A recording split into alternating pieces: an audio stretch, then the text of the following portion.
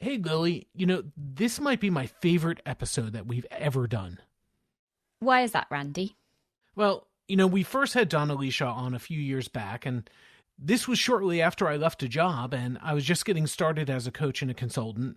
And as I learned more about Donna, I realized that I needed her, or maybe somebody like her, as a coach. And actually, it all worked out, and I've been working with her ever since. So you love this chat because Donna's got a new book, The Leader's Journey, and you just like talking to her so much.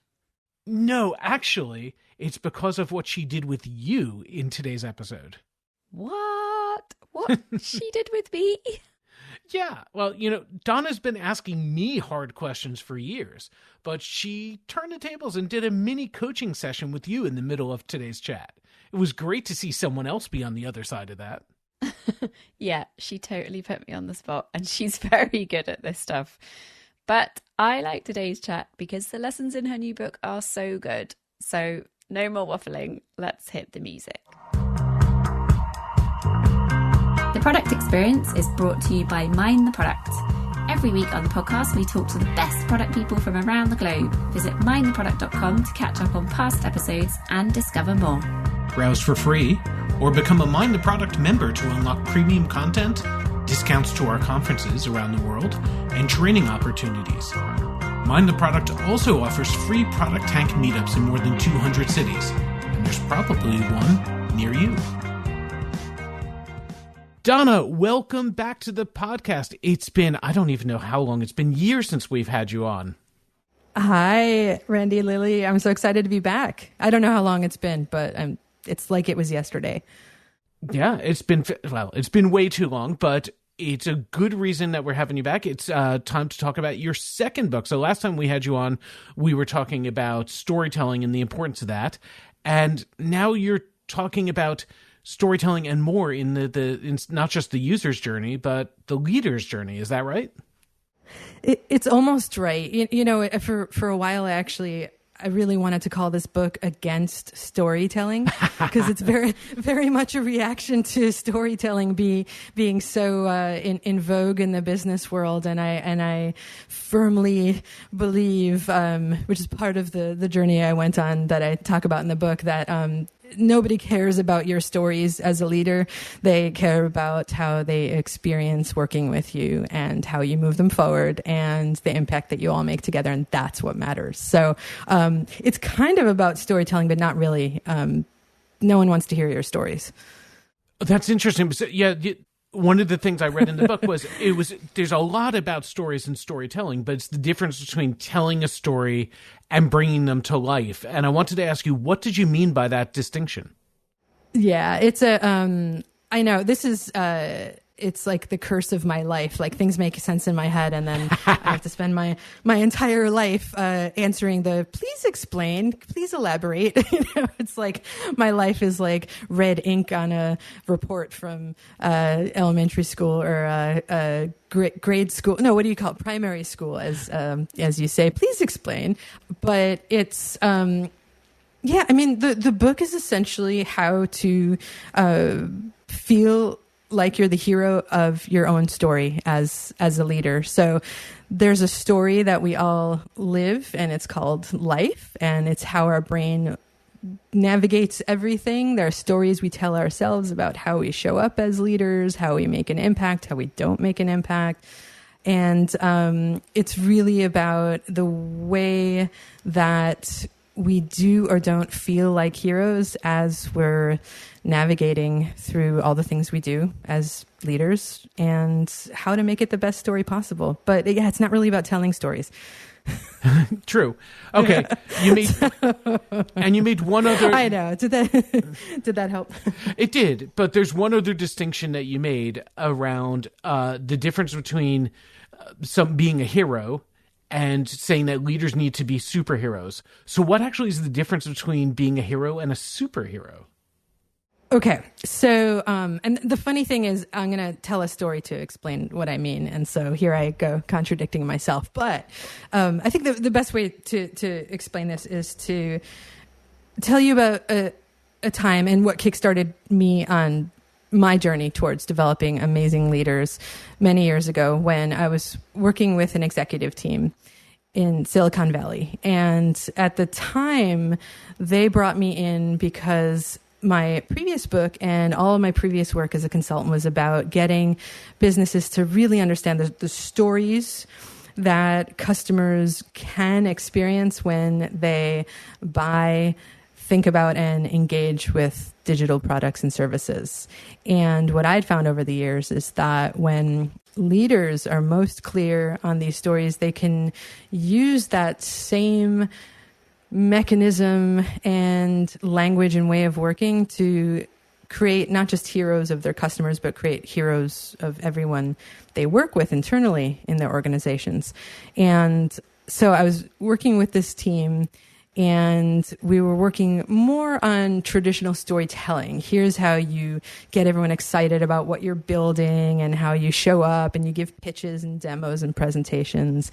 And it was one of those executives who pulled me aside. And then it was a few of them. And they just very bluntly said, yeah, I don't think so.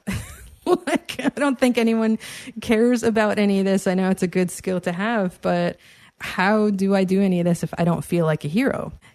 And, and my knee-jerk reaction was, well, it doesn't matter. You need to be taking care of everyone else. But over time, I just couldn't stop thinking of that question. How do I be a hero? And what I eventually found over many years of research, practice, thousands of hours of research, and eventually an entire business pivot later, as I ended up pivoting into leadership development from product development and product strategy, was that if you're gonna make the biggest impact you can as a leader and really move yourself, your team, and your business forward, there was something to that answer of you do have to feel like a hero, but it's more than that. You have to feel like a superhero, because leadership is hard. It is a pressure cooker. Everyone's looking up to you. You're like spread in a million directions, and often it feels impossible. And the things that you want to accomplish, whether you're the CEO of your business, the founder, you run the show, or you were promoted because you're brilliant or whatever reason you were promoted, often the things that we want to accomplish when we are trying to lead ourselves and others forward feel really, really impossible. And that's, superheroes are a great metaphor for what it means to accomplish incredible things and impossible things. And so the more I tried to answer this question that I could not let go of, that this person and this team asked me many years ago, the more I found the answer in one of my favorite things, which is superhero stories. So now it's great. Now I develop superheroes. It's great. And good thing one of my superpowers is not letting go of things. So that's how I got here. So one of the things that you say in the description of the book that you've written is kind of leadership isn't about letting life happen to you. And I guess that's a little bit about what you've been talking about. But how do you see then that sort of difference between leadership, the kind of the taking charge versus like being the part of the team? How much is that driven then by the leader versus maybe more of a servant style leadership as well? So the paradox of leadership for a lot of people, whether you've been promoted into senior leadership by just doing a great job somewhere you work, or whether you've created the company, founded the company, and you built something profitable, or you found investors and you built something promising. The paradox is that leaders often feel like success happens to them rather than them controlling success. And I say control with a grain of salt, because I don't believe in sort of manifesting mumbo jumbo, we can control our lives and everything about us. Now, there's plenty that's up to chance and serendipity, but there is something about taking control of the narrative that the most successful leaders do. And let me explain, because I don't mean telling stories. I mean knowing what the story really is. So, for example, a few years ago, I was working with someone who was promoted to senior leadership very rapidly within, a couple of quick promotions. She had so much promise. And by the time she got to where she wanted to be, she was sort of freaking out because, there's a lot of stuff that comes up, imposter syndrome, and, I think I was promoted by mistake. But when that happens, you're letting life control you, or the journey that you're on control you. Okay, now I'm promoted. I don't know if I really want this job. I don't know if I'm cut out for this job. What can I possibly do in this role? And when that happens, you come at your position and at your leadership and at your job from a position of often fear. You come at it with this lack of agency, and you're just waiting for things to happen to you. Maybe I'll get another promotion. Maybe this will happen. Maybe that will happen.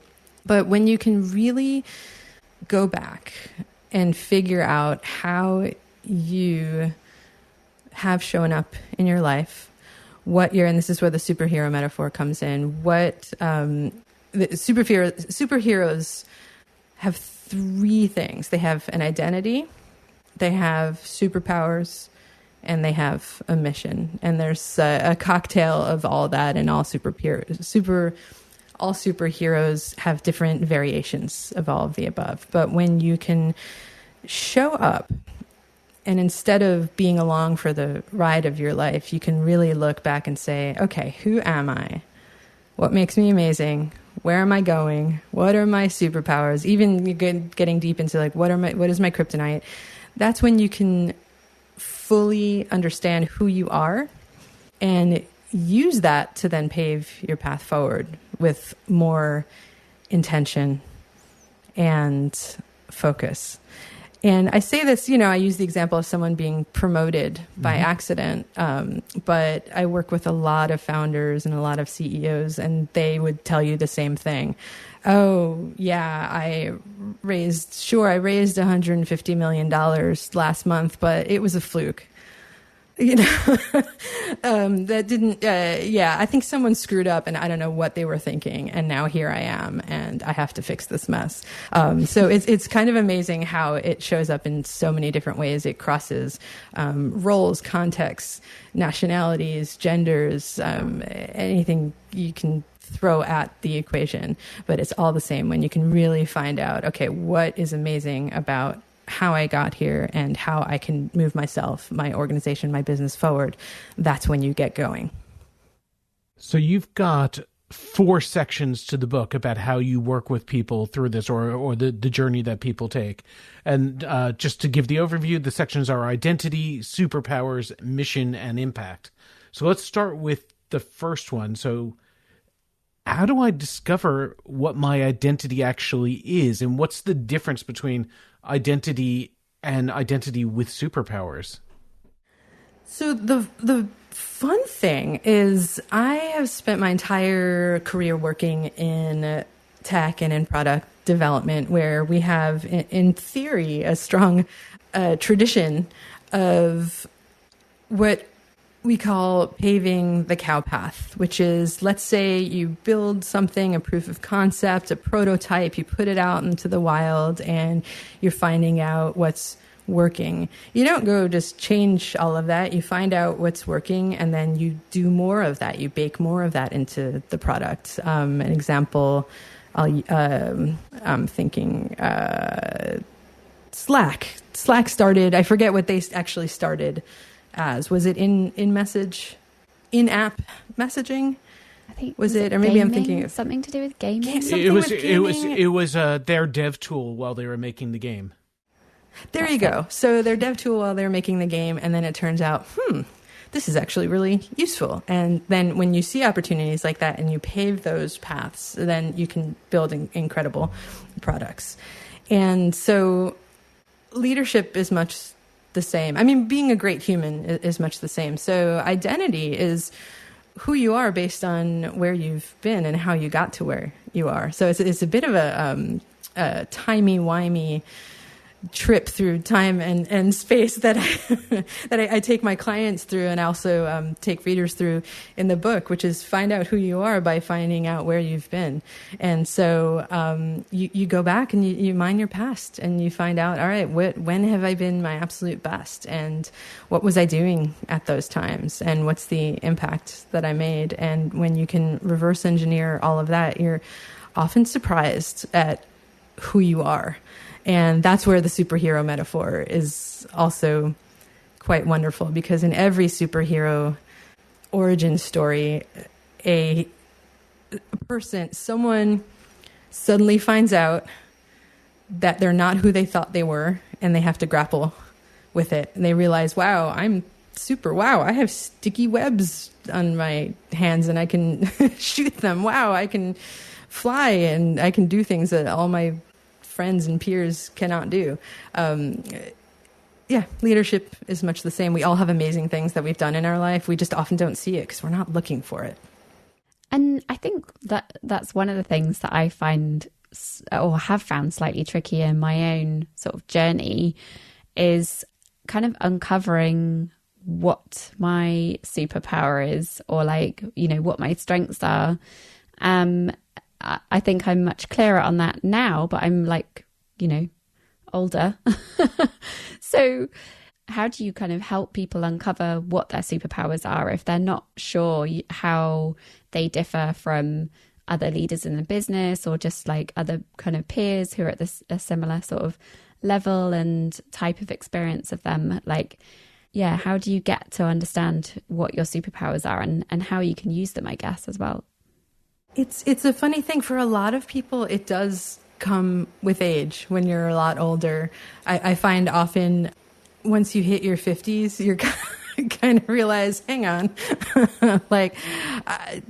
I know what I'm good at and I'm done with this. And you stop, you're just done with all the silliness. And often people have sort of a reawakening at that age and are able to be amazing.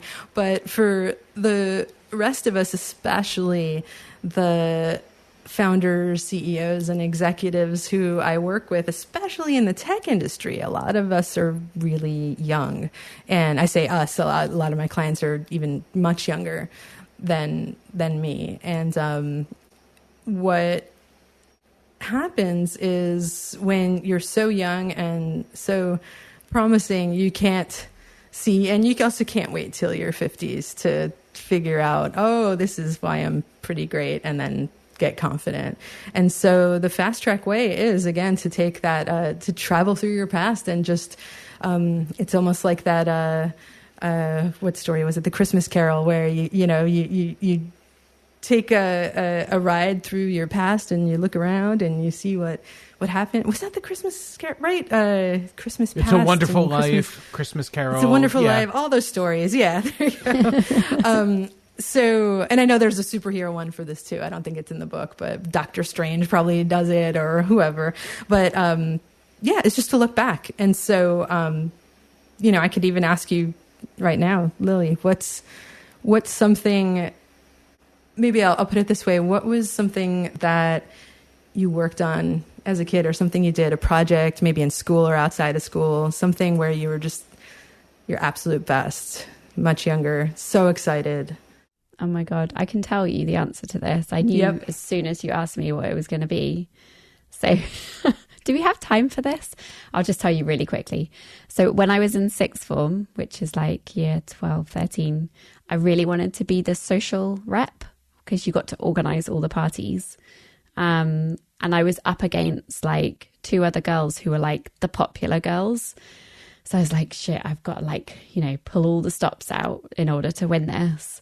So I organized a party, an under 18s night at a nightclub.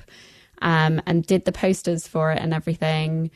And then when they had the sort of pitch thing, the two other girls did their pitch of like why they should be chosen. And then I was like, guys, I've already organized the party. If you vote for me, it's happening on this date and this is the venue and everything. And everyone was just like, okay, we'll go with Lily. So I won. It was brilliant. So yeah, that was I was very proud of myself at that point. I think it's like getting shit done. Maybe that's my superpower. Getting shit done. Okay. So you did this. What's the impact that you had? Like, then what happened? Then we had an amazing party, I guess, and everyone was very happy. You get shit done. You had an amazing party. Everyone was happy. Why does it matter that everyone was happy? Oh, I mean, yeah, that's a really hard one to answer. I don't know. Oh, I'd have to really dig deep in order to figure out why I cared so much. That's okay. It could be, so the end of the story is that everyone was happy. Sometimes there's a there that matters, and sometimes that's the end. Everyone was happy. So you get shit done. Everyone was happy. What did or could have gotten in your way on this journey? Oh, well, things going wrong. The venue falling through. No one turning up. Right. That's always the horror story with parties, right? The potential nightmare. No one showing up. Yep. What about internal things that could have gotten in your way? What of your own internal quirks or characteristics could have gotten in the way of your success here? I mean, I think at that age, I was so sort of like blind to all of that stuff that I don't know if I would have been aware of anything like that. But now I know that sometimes I can be a little bit too gung-ho and not like bring everyone else along on the journey. And so yeah, I'm a bit more careful these days with my go get 'em attitude. There you go. So chances are, if we had a ton of time and we dug into a few more stories from throughout your life, we would see patterns emerge. And this is what's great about this way of working and just this way of thinking is to, because this is the product experience podcast and most everyone listening to this is a product person. I'll use shorthand and industry lingo, but this is it's a discovery project. And when you do it right, it's a continuous discovery project that you never stop doing. And it's, once if we were interviewing users or customers, for example, I would need to interview 3 to 5. I'd hear the same things after 3, and then of a certain segment. By 5, you feel really good about things, and then you interview 8 of that segment just to make sure that you didn't really miss anything. Going through the stories of your past to figure out who you are as a leader, who you are as a person, essentially, is the same exact thing. So if we went through a few more stories, we would start to see the patterns. Your superpowers would become abundantly clear. The impact that you have on the world and what motivates you would become abundantly clear. If it's just to make people happy, that's great. If there's more, we would uncover it. And Kryptonite are the things that you would look out for. Although we'd also find that your superpowers lie in your Kryptonite, because if you struggle to bring people along on your journey because you move so quickly, that means that moving quickly is also a strength of yours. So you've got to figure out how to leverage it. And once you're clear on what the ultimate story is, again, it's not one that you necessarily ever tell anyone, because they probably don't want to hear you talking about yourself all the time. But it's one that you start experimenting with. And this is where, again, it's like a product problem or a product challenge or a product creation thing that we're playing with, which is you start experimenting. Okay, is this really who I am? I get shit done. Sometimes when I talk to people, what they realize their story is, it actually surprises them. And I talk about this in the book. I know for myself, I spent years of my life thinking I was a quitter and I could never stick with anything.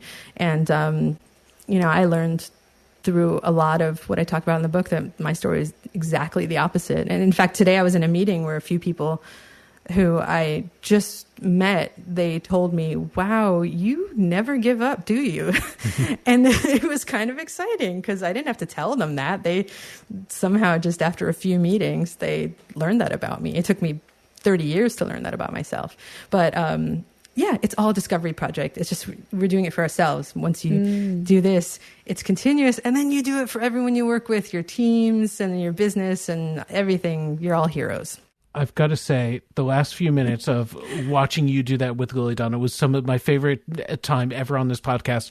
Because, so full disclosure, after we had you on last time a few years ago, I called you up and said, I think I need to talk to you more often. And I've been working with you as my coach ever since. And to see you doing it to somebody else was great. It was fantastic.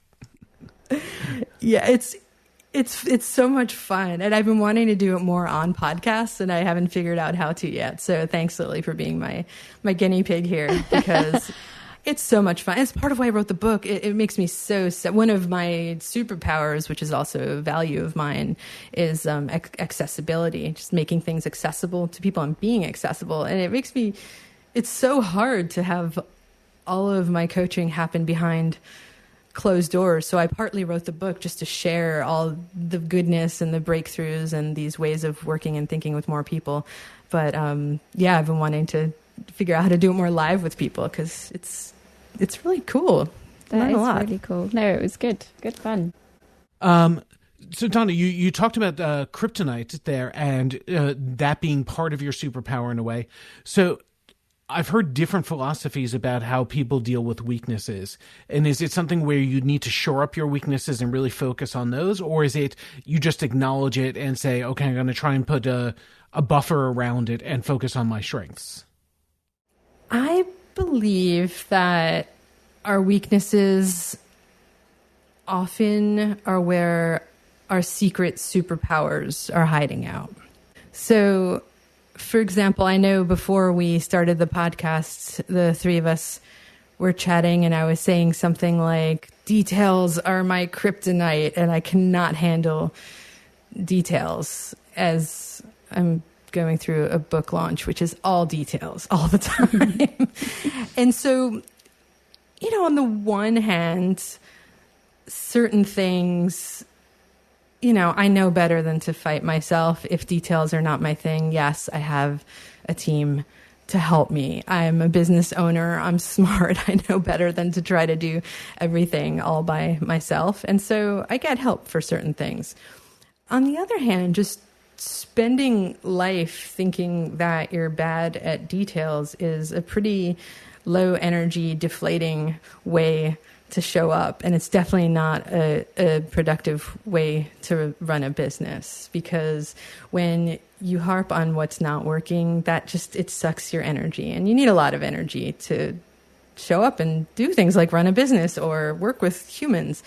And so when you can look at your weaknesses instead as secret superpowers, you can, I don't want to say reframe them because it's not like, no, it's okay, details. Like, I don't need details, or no, I'm just really good at strategy, so forget it.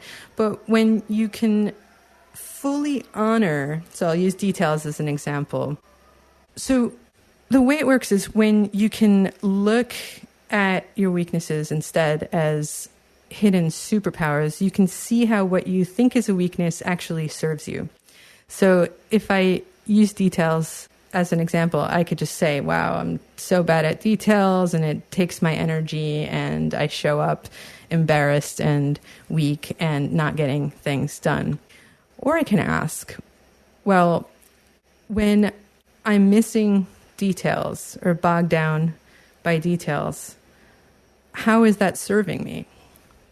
And when I look at how missing details serves me, it's very, very clear that missing details frees me up to look at the big picture. Not noticing details frees me up to stay 100 miles up above the ground, or for those of you overseas, it's many kilometers, however many that is, 200 and something kilometers.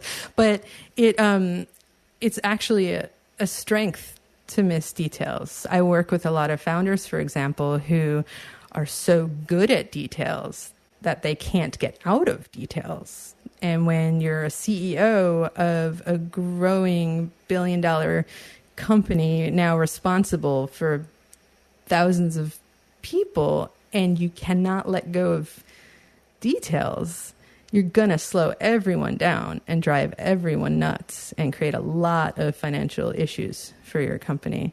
And so missing details can be a superpower. On the flip side, let's say you're also that CEO and your superpower, your kryptonite is details. How does that serve you? Well, I've worked with folks who are so detail driven. How did that serve them? They built $1 billion company. It worked thus far. So are they just going to be like, nah, I need to be more strategic now because details are driving everyone nuts? No, you have to honor your kryptonite, the things that are holding you back. So how might being really focused on details serve you in a productive way? Well, maybe next time you're running an executive meeting, instead of critiquing everybody and telling them how they're getting everything wrong, if you really want to focus on details, maybe make sure that I'm just throwing this out there, but like the venue is the best possible venue it could be, or that everyone has a little gift on their table, or, there are lots of ways to honor your ability to do details. It doesn't mean that you have to drive everybody nuts. So it's everything's on a spectrum. Kryptonite and superpowers, you can't just ignore one and embrace the other. You really need to figure out, kind of like how superheroes do, like Hulk, his strength is also his weakness. You have to figure out how to manage it. Amazing, Donna. We are going to take a short interlude and come back next week to finish off our conversation, because we still need to dig into the mission and the impact. But thank you so much for everything so far. And for those of you that have come to this podcast later, dig straight into the next episode and listen to more information about how we get into the mission and the impact. Thank you both.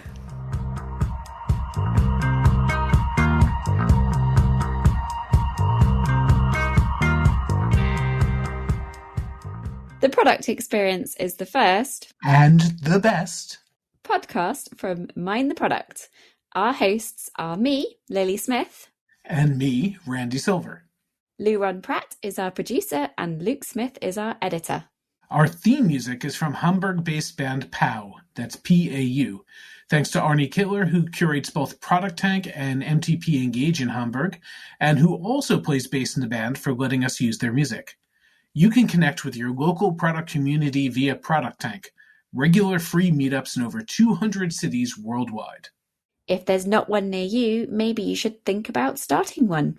To find out more, go to mindtheproduct.com/product tank.